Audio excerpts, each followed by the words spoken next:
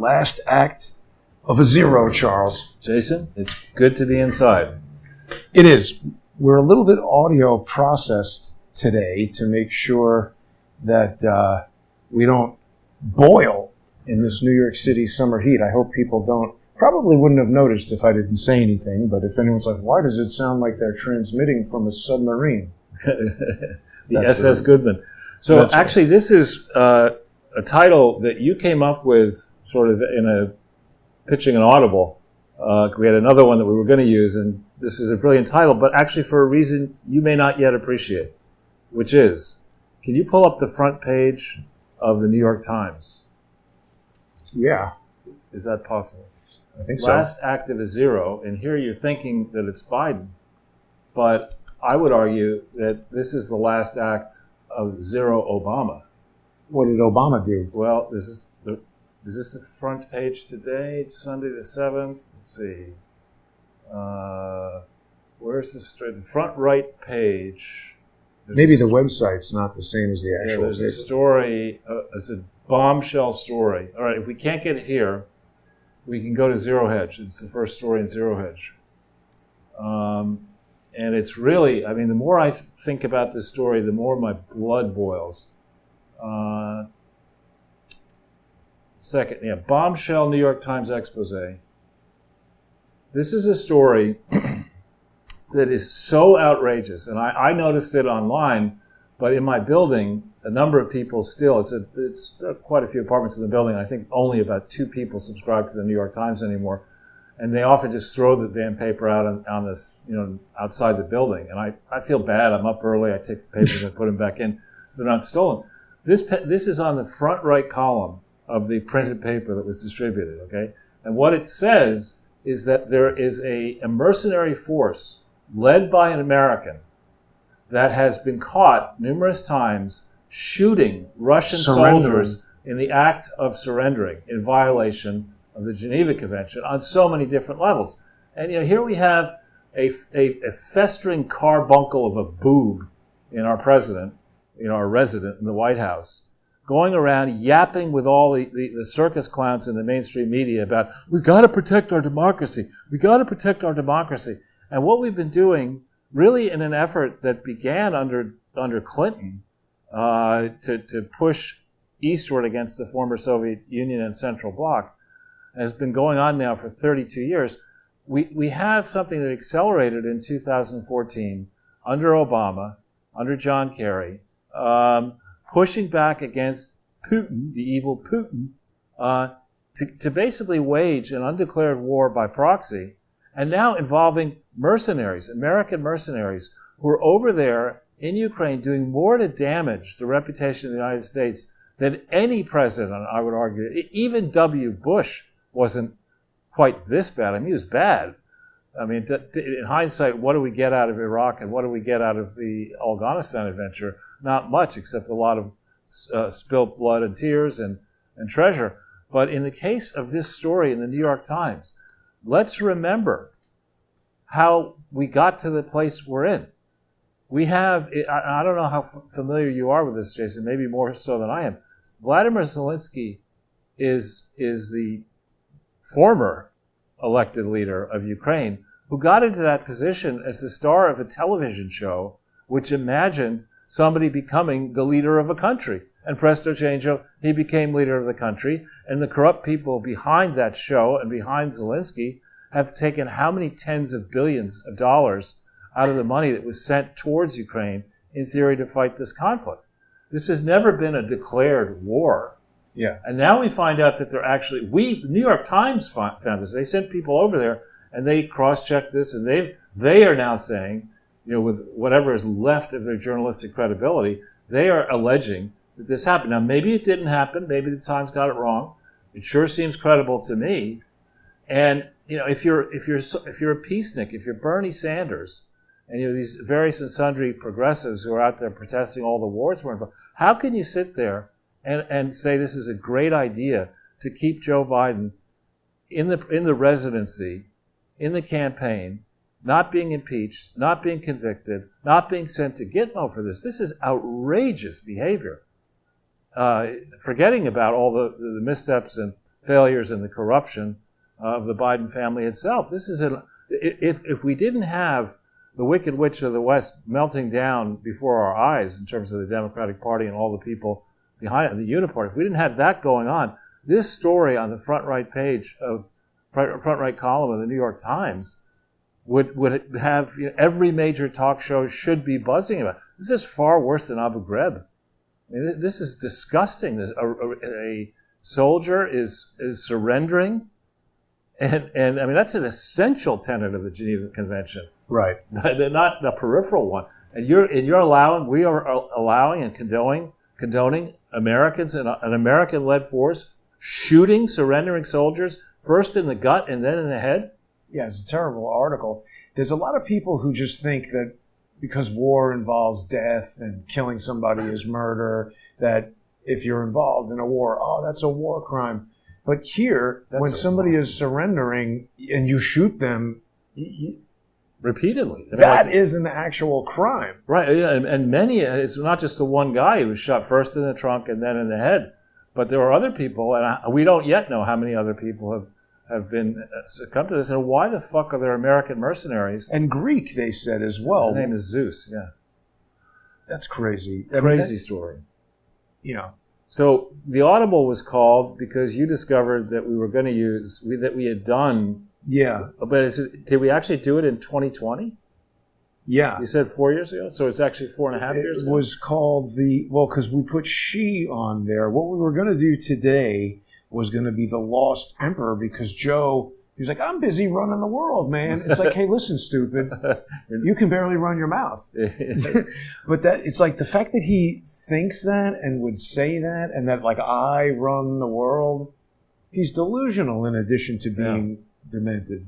Yeah, and another thing that's going to happen in a couple of hours, I mean, as I understand the way the presidency is supposed to work, there are quite a few handlers. We learned that on Joe Biden's staff alone, there are over 500 staffers, which is ridiculous. But we learned, I've learned in observing these big corporations and big operations in government, there typically are a bunch of minders who say, okay, it's a Sunday, end of the 4th of July weekend, the president could just take time off, but if he's going to do anything, here's option A, here's option B, here's option C. These morons who are around the moron decided that of all things, Joe Biden should go to Harrisburg, Pennsylvania at 5 p.m. for an ice cream social. Let's think about crazy. That. Okay, you've got lunch, typically, is over, let's say, at 1:30. Oh, there you go. Oh, with Gordon Chang, wow. But it's been deleted October 1st, 2020. 11th, it says. October 11th, 2020. So that should be on Odyssey. Let me check for that. It's been deleted. Why? Because we have a band of idiots led by George's brother who do nothing but try to destroy my social media channels, prevent me from earning money, try to stop people from signing up for odyssey.com/@crowdsourcethetruth. The best way to sponsor the show, it's only $3 a month. People can also go to crowdsourcethetruth.substack.com or patreon.com/crowdsourcethetruth. Let's actually look for the actual title. Maybe it is on Odyssey. I don't know. Anyway, you were saying, Charles. So of all things, this guy is going to go, this doofus is going to go with his team of doofuses to Harrisburg, which is it's the capital of Pennsylvania, so it's an important swing state, but at 5 p.m. an ice cream social. Now, the way I was raised, ice cream was a treat. It wasn't, you didn't get it for every day, dessert at lunch and dessert at dinner. It was a special treat. That this moron would think he deserves ice cream before dinner on the heels of a performance where he is single-handedly, it used to be he was, average Joe, I don't own any stocks or bonds, I'm not like Trump, I don't make money off public service. There we go. And here's this guy who is displaying the impulses of a tyrant, dictator. Yeah. Only God Himself, the Almighty God, can remove him. Joe, wait a minute. By the way, Charles, that might be happening any minute. Exactly. I was like, wow, pretty bold, tempting fate like that. I thought lightning would strike him at that moment, and Stupidopolis would just sit there. Right. But an ice cream social at 5? It's good if he is 5. 5-year-old Right. ice cream social makes sense on 4th of July, but yeah, he's the president. The notion that honestly, that's a little silly that he would go to an ice cream social. In Pennsylvania. I mean, like he's in somewhere. He's either in D.C. or Delaware. I mean, why go? And let's think about it. The sustainable president, right? Mr. Green New Deal, Mr. all this kind of stuff. You're going to take an entourage. How are you going to get from wherever you are to Harrisburg? Are you going to drive? In which case, that's probably not using electric cars. And even if it were using electric cars, it's not necessarily good for the environment. So why are you going to waste your time doing this bullshit? Shouldn't you, if you were a serious person, which you're not, shouldn't you be back at, remember Jimmy Carter, which was, I wouldn't say this was a correct decision, but when he had the hostages in Iran, he refused to leave the White House. Here's a guy for over a year, right? And well, so good. He was at least working on it, trying. In theory, failed. Because everything. But you know what? We don't really know who tried to sabotage Jimmy Carter on that, and I bet you the CIA. No, it wouldn't surprise me at all. George Bush was running it. 1976. Yeah, but that incident was in 1979. Wait a second, though. But George Bush, he was only brief. It was 75, I think. We could look into it, but the point is that this is so far away from where he should be right now. He should be back in the White House or in one of the mansions in Delaware with only his closest advisors, and he should have people in the room who are thinking through the interests, first of the Democratic Party, and second of, first of the United States of America, second of the Democratic Party, and lastly, himself. Instead, this is a spoiled prick bastard, greedy, corrupt fucker with his wife and his idiot son, the smartest man that he knows. The gravy train is over, and they're fighting like hell. No conflict of interest in that room. They're fighting like, Dad, we got to keep this up, man. The Mr. 10%, Mr. Big Guy. That's what this is all about. When the Democratic Party, now I'm going to reveal something here that, deep in my history, there are lurking Democrats and interesting Democrats who were involved in the formation, actually, of the Democrat Party in California. From your family? Sorry? From your family? Well, it might have, go back that far, and you've got a lot of family members, yes.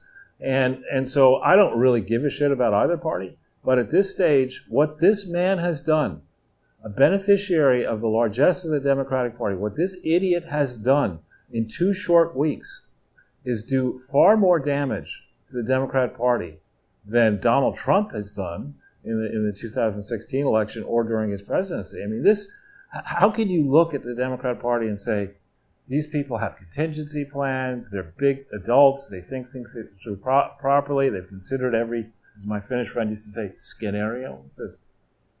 I'm trying to not distract you. Oh, okay, I didn't know. Anyway. This is Google Gemini, and I'm asking you, oh, look at that, Charles. Woo! Yeah, if you just punch in... Well, wait a minute, though. H.W. Bush, not W. Bush. Sorry. Right, exactly. Can't help you with responses on elections and political figures right now. Doesn't matter. Okay, that was a mistake for sure. But I asked Google Gemini, when was George W. Bush CIA director? This is just a matter of fact. And it says, I can't help you with responses on elections and political figures right now. I'm trained to be as accurate as possible. But this is the future, where you say, computer, what's the weather today? Oh, for you, Jason, it's raining. Stay home. Yeah. Well, might the CIA have something to do with Google? I think yes. Yeah. But wait a minute. But I'm pretty sure it was 75, but I could be wrong.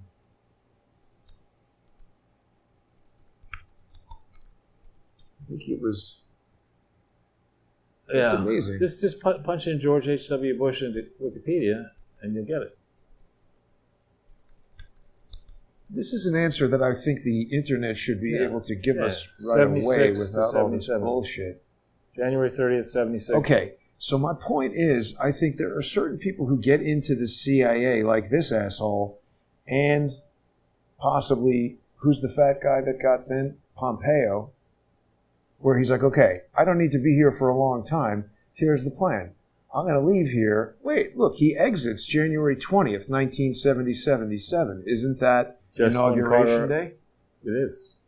For Carter? Yeah. Yeah. So he leaves the CIA in a very Adam Sharp-like way, to get out into the field and start doing his work. So what is Where George? was he going to go work? Where? Tell me. Dillon Reed. H.W. Bush in 1977. He So didn't, what happened? He didn't go for whatever reason, but it was. He's like, this company's too CIA for me. But seriously, though, he leaves January. This is interesting. And this is interesting for us to look at, Charles. This is when they said, hey, that guy can't be president. We need to activate one of our top people. GHWB, you're out in the field. What did he go to do in January? Well, look into his 1977? Wikipedia. We'll be able to tell you. I forget exactly. I don't. But doesn't this seem like their methodology? If let's just look into. If you go, there's a section. Early life, forget that. World War II, forget that. Marriage, college, business career, no. Early political career, no. Nixon and Ford. Okay, here we go. Chairman of the Republican National Committee. Wow, I didn't realize that in 72.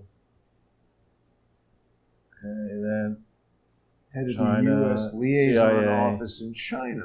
There we go. Okay.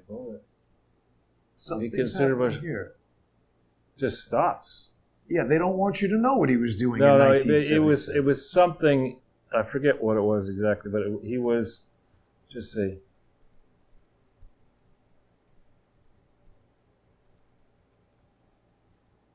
Yeah, that's very interesting.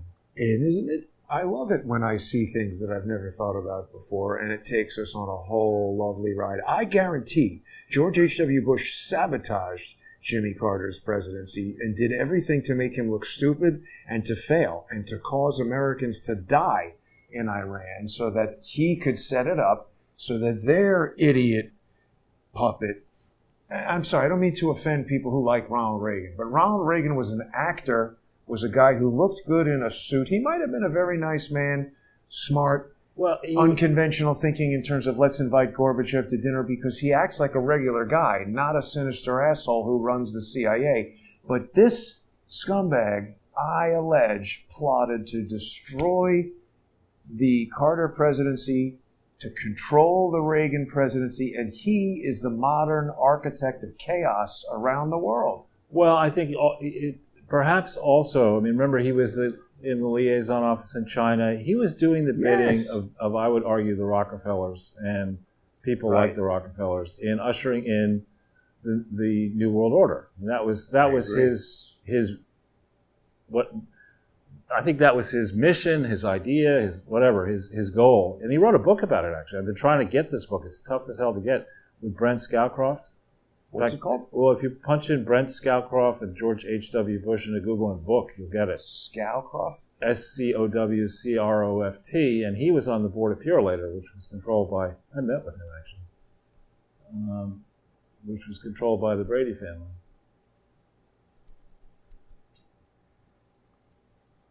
Yeah, here it is. A World Transformed. Is that it? That's it, yeah. I've been trying to buy it. Look at this. Used $700. This says $6. Here, $700. Whoa, don't get that one. I won't. Here's $1.30. Much better deal. Now Yeah, here, but what does it say? you get it for $7 on Kindle. I don't like Kindle. I like hard copy. $15.98. What's it going to take to put you into this book today, John? Yeah, I wanted it. I wanted to go into the Strand, where I like to go in the Strand, get the book off the shelf, take it home. Mission accomplished. Huh. We have a see this? Yeah, this is important stuff right here. Yeah, it is. That's why I want the book. Most important book written about the end of the Cold War. See, this is it. These assholes, they staged all of this, and now it's like one of these this is like a side effect coming back to, when you're young and you have some kind of sports industry, and then years later in your life, they're like, oh, now you need surgery. That's what's happening now. They thought they fixed it or it was going to be okay, but they made it so much worse. Right. Well, I was actually, what was I doing? I bought a bunch of books, actually, about the Bushes over in the last several days to fill in my thinking about, as I'm writing what I'm writing, just to check my recollection with what they actually say in the book they were doing, whether that's true or not. And if you think about what happened after World War II, a bunch of people from Skull and Bones at Yale got involved in the project to assassinate people who hadn't been dealt with in World War II. Who exactly were they trying to assassinate? People in World War II that were not killed yet. Or what people? Like bad people. So who says they're bad? Because they do. Yeah, right. Who they think is bad and who I think is bad might be two different people. Right. And there were, forget the guy's name now, but the immediate predecessor to the CIA. OSS. OSS, yeah, the OSS. So you're talking about George Bush, you're talking about Dino Pianzio, you're talking about William Buckley, and you're talking about Van Galbraith. Now, Van Galbraith and Dino Pianzio both worked at Dillon Reed when I was there. So I had, less exposure to Van, but a lot of exposure to Dino, talking about what he actually did after World War II in the CIA. And these are people who, quote from The Greatest Generation, were running around the world saying, okay, I'm going to pick winner and loser in this country and that country and another country and yet another country. And that got us into a lot of different messes all over the world. Get to your Frank Church Committee by 1975. And when did the project inside the United States start to pick winners and losers at the highest levels of the country? Did it start, for example, with Kennedy? Did it start before Kennedy? Look at this. Did you know that the Russell Trust Association is the business name of Skull and Bones Society? Yeah. Incorporated in 1856. That's not a big secret. But it's not widely known. I've never heard that before. I know. And look at this. It only has an endowment of $17 million that's known. I mean, that's really not a lot of money. This is all front-facing stuff to hide what it actually has and what it actually does and what its actual purpose is. But you see, the other thing is all this weird symbology and just the very fact that they have this tomb. This is all very reminiscent of Masonry and some of these, old pagan secret societies along the lines of what the Nazis were trying to capture during World War II. Right. I think that this is carrying on a lot of the traditions of when I say that I think it's the same group that created Nazism and Zionism, these are the guys, not necessarily exactly Skull and Bones, but this is what I'm saying. They want to sit on top here while Palestinians and Jews fight, while Nazis and Zionists fight, while whoever. And then when that mess is over, they're going to come in and scoop up all the stuff. Well, but so when we think about the mess that is the White House, this long succession now, I would disagree with you on Reagan because I think that, yes, he was an actor. Yes, he was, let's say, a mediocre actor, but he also was, he had more business experience, interesting and different business experience. As the lead spokesperson for GE when it was a real company. Really? Yes. I didn't know that. And he was amazing. No, but when it was a serious company, it was not to fuck up. I don't think it was ever a serious company. Yeah, it really was. It was always controlled by the CIA. They had GE people going with the team that captured all the VX rocket stuff so that General Electric could get the jet engine technology from the Nazis. That's in the 40s or 50s. But my point is in the 80s, the late 80s and early 90s, very early 90s, GE was a very strong company, extremely strong company. And in the period where Reagan was one of the company spokesperson, it was a strong company. I think he was head of the Screen Actors Guild. And before that, he was governor of California for 2 terms. So it's not like he had no political... But wasn't he much more popular than George H.W. Bush? George H.W. Bush, right, a distant relative, was a piece of shit. I mean, he was a very popular guy at Yale, and he was a great athlete. Let me take you on a line of questioning here, because who else do we know that is a fucking piece of shit that couldn't have been elected president if not for worming his way in there and then immediately trying to assassinate the guy? Oh, wait a minute, that's the exact same plan that H.W. Bush had. I mean, I'm sorry to be contradicting you, Charles, but there is no way I will ever be convinced that Ronald Reagan wasn't selected by the team that wanted to kill him and take over his presidency, and it failed. Well, Reagan, I don't know.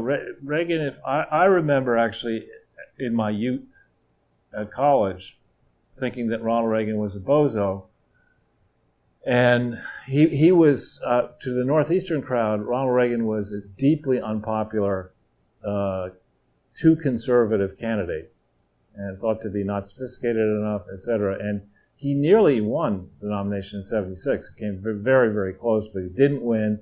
He nearly ended his national political career after that fight.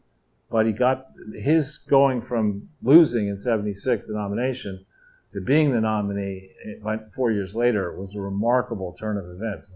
Not dissimilar from Trump, quote, losing in 2020 and now maybe kicking the shit out of whoever they put in in 2024. But just stay with me for a second. We got to do this in the First Amendment form if we can, because we're at the end of our time here. People are going to be able to join us on subscribestar.com or patreon.com/crowdsourcethetruth. I really do recommend odyssey.com/@crowdsourcethetruth. It's the most economical way for people to join. You can also get on there for free and access the largest library of legacy content.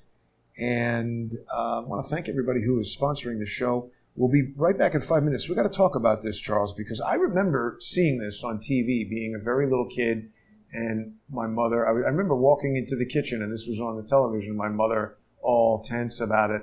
But I know a lot more about it now than I did when I was a little kid. It's the same team that tried to that succeeded in assassinating Kennedy, and they're using the same playbook. So we'll talk about that more in the First Amendment form. Stay with us, everybody. Yeah, I liked Reagan as well. I'm not disparaging Reagan. I'm just trying to point out the pattern of disparage if you want. Let's install someone who's not actually in control, and then we'll control his presidency or kill him and take it. Right.